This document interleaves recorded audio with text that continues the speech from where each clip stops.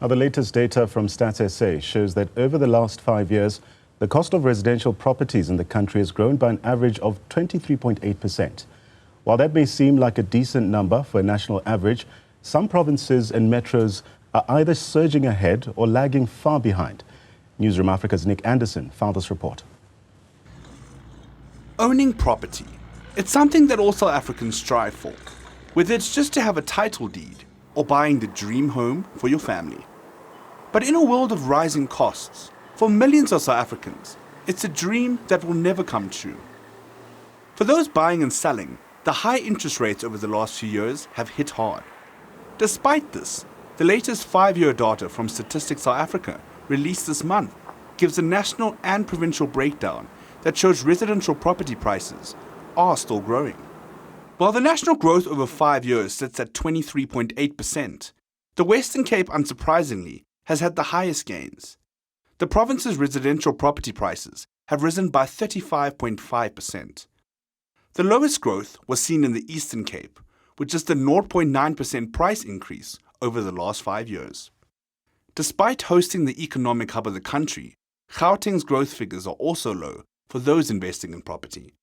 The province saw 16.4% growth, half that of the Western Cape, and below the national average. In terms of the country's metros, Johannesburg stands out, and it does not make for good reading. Property price growth in the metro stands at just 8.6% over the last 5 years. Every other metro in the country outperformed Johannesburg property. According to Samuel Seif, chairman of one of the largest real estate companies in the country, the issues in Johannesburg come down to people's confidence in the safety and services of their property investment. Bonds generally are taken out over a 20-year period, and you've got to have confidence in the future if you're looking to make that investment and look for a 20-year investment and hopefully get return.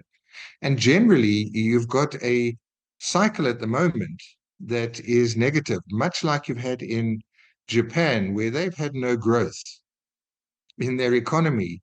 And people didn't buy because the assets that they were looking to potentially buy would be cheaper by waiting and then buying them at a later stage. And the Johannesburg property market, unfortunately, to a large extent, has had the same, and it suffers from a lack of confidence.